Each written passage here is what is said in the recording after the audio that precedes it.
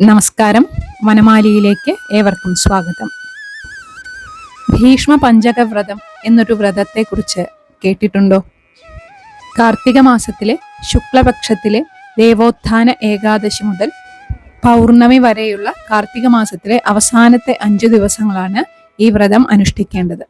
കാർത്തിക മാസം പൂർണ്ണമായും അനുഷ്ഠിക്കേണ്ടതായ സ്നാനദാന ജപാദികളാകുന്ന വ്രതം എടുക്കാൻ സാധിക്കാത്തവർ ഈ ഭീഷ്മ പഞ്ചകം അനുഷ്ഠിച്ചാൽ മതി എന്നാണ് പറയാറ്.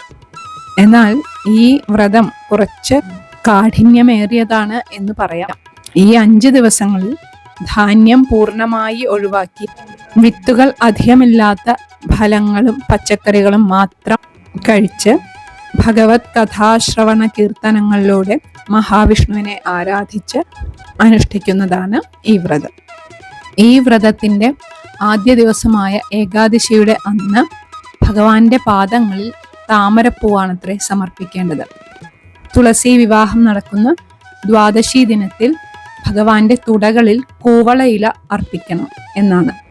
3-ാം ദിവസം ഭഗവാന്റെ നാഭിയിൽ സുഗന്ധദ്രവ്യങ്ങളോ അല്ലെങ്കിൽ നല്ല സുഗന്ധമുള്ള പൂക്കളോ അർച്ചിക്കണം. 4-ാം ദിവസം ചതുർദശി നാള് ചുവന്ന ചെമ്പരത്തി പൂക്കൾ തോളുകളിൽ അർച്ചിക്കണമെന്നും 5-ാം ദിവസമായ പൗർണമിയുടെ അന്ന് പിച്ചകപ്പൂ ഭഗവാന്റെ ശിരസ്സിൽ അർപ്പിക്കണം എന്നതാണത്രേ ഇതിൻ്റെ പൂജാവിധി. ഈ വ്രതത്തിന് ഭീഷ്മ പഞ്ചകം എന്ന് പേര് വരാനുള്ള ആ ഐതിഹ്യ കഥ കൂടി ഒന്ന് കേൾക്കാം. ഭഗവാൻ കൃഷ്ണൻ തന്നെ തൻ്റെ ശുദ്ധഭക്തനായ ഭീഷ്മരുടെ സ്മൃതിക്കായിട്ടാണ് ഭീഷ്മ പഞ്ചകവ്രതം എന്ന് ഈ വ്രതത്തിന് നാമകരണം ചെയ്തതത്രേ. ആരാണോ ഈ ഭീഷ്മ പഞ്ചകവ്രതം നിഷ്ഠയോടെ അനുഷ്ഠിക്കുന്നത് അവർ ഭീഷ്മരെ പോലെ തന്നെ തൻ്റെ ശുദ്ധഭക്തിയെ പ്രാപിക്കും എന്ന് കൃഷ്ണൻ തന്നെ ഉദ്ഘോഷിക്കുന്നുണ്ടത്രേ. നാരദൻ, കപിലൻ, മനു, ബലി, ജനകൻ എന്നു തുടങ്ങിയ 12 മഹാന്മാരായ വിഷ്ണുഭക്തരിൽ ഒരാളാണ് ഭീഷ്മ പിതാമഹൻ. ദുര്യോധനാദികളുടെ അച്ഛനായ ധൃതരാഷ്ട്രരോട് കൃഷ്ണനടക്കം ഗുരുഭൂതരായ പലരും മകനെ യുദ്ധത്തിൽ നിന്ന് പിന്തിരിപ്പിക്കണമെന്നും അല്ലെങ്കിൽ അത് കുലത്തിനു തന്നെ നാശമായി ഭവിക്കും എന്നൊക്കെ പറഞ്ഞു മനസ്സിലാക്കണമെന്ന് ഉപദേശിച്ചെങ്കിലും ധൃതരാഷ്ട്രക്ക് അതൊന്നും സ്വീകാര്യമായി തോന്നിയില്ല. യുദ്ധത്തിനു മുൻപായി ഭഗവാൻ വേദവ്യാസൻ വന്ന് പുത്രന്മാരെ യുദ്ധത്തിൽ നിന്ന് പിന്തിരിപ്പിക്കണമെന്ന് ഉപദേശിച്ചെങ്കിലും അതും അദ്ദേഹം സ്വീകരിച്ചില്ല. അപ്പോൾ അന്ധനായ ധൃതരാഷ്ട്രക്ക് കുരുക്ഷേത്ര ഭൂമിയിൽ നടക്കുന്ന യുദ്ധത്തിൻ്റെ വിവരണം അപ്പോഴപ്പോൾ തന്നെ അറിയുന്നതിനായി തൻ്റെ ശിഷ്യനും ജ്ഞാനിയുമായ സഞ്ജയനെ ആ ദൗത്യം ഏൽപ്പിക്കുകയാണ്. എന്നാൽ ധൃതരാഷ്ട്രക്ക് കുരുക്ഷേത്ര ഭൂമിയിലെ യുദ്ധത്തിൽ വലിയ ആശങ്കയൊന്നും ഉണ്ടായിരുന്നില്ല. കാരണം തങ്ങളുടെ ഭാഗത്താണ് ഭീഷ്മ പിതാമഹൻ എന്നതു തന്നെ. ജ്ഞാനവൃദ്ധനും അത്യന്തം ബലശാലിയും ധർമ്മിഷ്ഠനും ക്രാന്തദർശിയും ഇത്രയേറെ അനുഭവ സമ്പത്തും കയ്യിലുള്ള ഭീഷ്മ പിതാമഹൻ തങ്ങളുടെ ഭാഗത്തായതുകൊണ്ട് തന്നെ യുദ്ധം വളരെ ലാഘവത്തോടുകൂടി ജയിക്കാം എന്നായിരുന്നു ധൃതരാഷ്ട്രരുടെ കണക്കുകൂട്ടൽ. യുദ്ധത്തിന്റെ 10-ാം ദിവസം ഭീഷ്മ പിതാമഹൻ യുദ്ധഭൂമിയിൽ വീണു എന്നറിഞ്ഞ ധൃതരാഷ്ട്രർ ഒന്ന് പതറിപ്പോയി.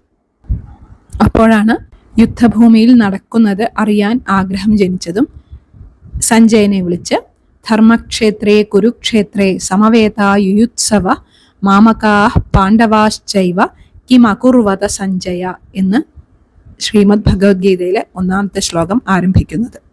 അപ്പോഴേക്കും യുദ്ധം തുടങ്ങി 10 ദിവസം പിന്നിട്ടിരുന്നു. ഈ യുദ്ധം തുടങ്ങി 10 ദിവസവും ഒട്ടും ഭയമില്ലാതെ ഇരുന്ന ധൃതരാഷ്ട്രർ ഭീഷ്മ പിതാമഹൻ യുദ്ധഭൂമിയിൽ വീണു എന്നറിഞ്ഞതോടെ യുദ്ധത്തെ ഭയക്കുകയാണ്. ഇത് ധൃതരാഷ്ട്രക്ക് മാത്രമല്ല തോന്നിയത്, കൗരവസേന മുഴുവനും ഈ വാർത്ത കേട്ട് ആകെ ഭയപ്പെട്ടു അത്രേ. ഈ പിതാമഹനായ ഭീഷ്മര് ഒരാൾ മാത്രമുണ്ടെങ്കിൽ ഈ യുദ്ധം നിഷ്പ്രയാസം ജയിക്കാം എന്നായിരുന്നു ദുര്യോധനാദികൾ കരുതിയത്. അപ്പോൾ എത്ര ശക്തിശാലിയായിരിക്കണം ആ ഭീഷ്മ പിതാമഹൻ എന്ന് ആലോചിച്ചു നോക്കൂ.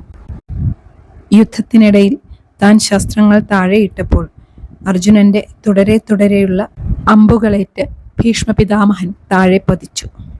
വലിയൊരു പർവ്വതം ആകാശത്തിൽ നിന്ന് ഭൂമിയിലേക്ക് പതിച്ച പോലെ, അല്ലെങ്കിൽ വലിയൊരു മരം കടപുഴകി വീണു എന്നതുപോലെ ഭൂമി പോലും ആ സമയം ഒന്ന് വിറച്ചു അത്രേ. പ്രകൃതി ആ സമയം ആകെ സ്തംഭിച്ചു പോയി എന്നാണ് പറയുന്നത്. മഹാരഥന്മാരായ എല്ലാ യോദ്ധാക്കളും യുദ്ധം നിർത്തി രഥത്തിൽ നിന്നിറങ്ങി ഭീഷ്മ പിതാമഹന്റെ അടുത്തേക്ക് വന്നു ചേർന്നു. അർജുനൻ തന്നെ ഒരുക്കിയ ശരശയ്യയിലായിരുന്നു സ്വച്ഛന്ത മൃത്യുവായ ഭീഷ്മ പിതാമഹൻ ഉത്തരായന കാലവും കാത്ത് കിടന്നത്. തൻ്റെ തൊണ്ട വരളുന്നു എന്നും തനിക്ക് കുറച്ച് വെള്ളം വേണമെന്നും ആവശ്യപ്പെട്ടപ്പോൾ അർജുനൻ ഗംഗാദേവിയെ സ്മരിച്ച് ഭൂമിയിലേക്ക് അമ്പെയ്തുവെന്നും ഗംഗാദേവി സ്വയം വന്ന് മകന്റെ ദാഹം തീർത്തു എന്നുമാണ് കഥ. ഗംഗാപുത്രനാണല്ലോ ഭീഷ്മർ. ഈ സംഭവങ്ങളെല്ലാം കണ്ട് വളരെ ദുഃഖം തോന്നിയ യുധിഷ്ഠിരൻ അനുജന്മാരോടുകൂടി പിതാമഹനായ ഭീഷ്മരോട് പല സംശയങ്ങളും ചോദിക്കുകയുണ്ടായി. കാർത്തിക മാസത്തിലെ ശുക്ലപക്ഷത്തിലെ ഏകാദശി ദിവസമായിരുന്നു അത്രേ അർജുനൻ ഗംഗാദേവിയെ വരുത്തി പിതാമഹന്റെ ദാഹം തീർത്തത്. അതിനുശേഷം യുധിഷ്ഠിരാദികളുടെ സംശയങ്ങൾക്ക് മറുപടി പറയാൻ ആരംഭിച്ച ഭീഷ്മ പിതാമഹൻ 5 ദിവസം ജലപാനം പോലുമില്ലാതെയാണ് ശാസ്ത്രതത്വങ്ങൾ പറഞ്ഞുകൊടുത്തത് എന്നാണ് പറയുന്നത്. ഈ സമയത്താണ് പ്രസിദ്ധമായ വിഷ്ണു സഹസ്രനാമം ഭീഷ്മ പിതാമഹൻ യുധിഷ്ഠിരന് ഉപദേശിച്ചത്. ഇതിനെല്ലാം സാക്ഷിയായി അവിടെ ഉണ്ടായിരുന്ന ശ്രീകൃഷ്ണ ഭഗവാൻ തന്നെയാണ് 5 ദിവസം ജലപാനം പോലുമില്ലാതെ തത്വാർത്ഥോപദേശം നൽകിയ ഭീഷ്മരുടെ പേരിൽ തന്നെയാകണം ഈ വ്രതം അറിയപ്പെടേണ്ടത് എന്ന് തീരുമാനിച്ചത്. അച്ഛൻ്റെ സന്തോഷത്തിനായി ധർമ്മം രക്ഷിക്കാൻ വേണ്ടി ബ്രഹ്മചര്യനിഷ്ഠയോടെ ജീവിച്ച ഈ പിതാമഹന് ഈ 5 ദിവസവും അർഘ്യം നൽകി ആദരിക്കണം എന്നാണ് പറയുന്നത്. ഇത്ര കഠിനമായ വ്രതം എടുക്കാൻ അധികമാർക്കും കഴിയില്ല എങ്കിലും ഈ 5 ദിവസവും പിതാമഹനായ ഭീഷ്മരെ മനസ്സിൽ സ്മരിച്ചുകൊണ്ട് അർഘ്യം നൽകി ആദരിക്കാൻ വലിയ വിഷമമുണ്ടാകില്ല. ഞാൻ കുറച്ച് മുൻപ് കുരുക്ഷേത്രത്തിൽ പോയിട്ടുള്ള യാത്രാവിവരണം ഇതിലിട്ടിരുന്നു. അതിൽ നരകത്താളി എന്ന് പറഞ്ഞ സ്ഥലത്ത് ഭീഷ്മ പിതാമഹന് വേണ്ടിയിട്ടുള്ള ഒരു അമ്പലമുണ്ട് എന്ന് പറഞ്ഞ് അത് കാണിച്ചിരുന്നു. അവിടെ ഭീഷ്മര് ശരശയ്യയിൽ കിടന്നിരുന്ന സ്ഥലവും ആ ഒരു ചെറിയ ജലാശയമൊക്കെ ഞാൻ അന്ന് പറഞ്ഞ് കാണിച്ചിട്ടുണ്ടായിരുന്നു. അതുകൊണ്ട് ആ ഭാഗത്ത്, അതായത് ഹരിയാന, ഉത്തർപ്രദേശ് എന്നിവിടങ്ങളിലാണ് ഈ ഭീഷ്മ പഞ്ചകവ്രതം പ്രാധാന്യത്തോടുകൂടി ആചരിക്കുന്നത് എന്ന് തോന്നുന്നു. ഈ വ്രതങ്ങളും ഉപവാസങ്ങളുമെല്ലാം നമ്മുടെ 5 ജ്ഞാനേന്ദ്രിയങ്ങളെയും 5 കർമ്മേന്ദ്രിയങ്ങളെയും മനസ്സിനെയും നിയന്ത്രിക്കാനുള്ള ഒരു ഉപായമായി എടുക്കാം. അത് നമ്മുടെ മാനസികമായും ശാരീരികമായുമുള്ള ആരോഗ്യത്തിനും ആത്മീയതയുടെ പ്രകൃതിക്കും കാരണമായി തീരട്ടെ എന്ന പ്രാർത്ഥനയോടെ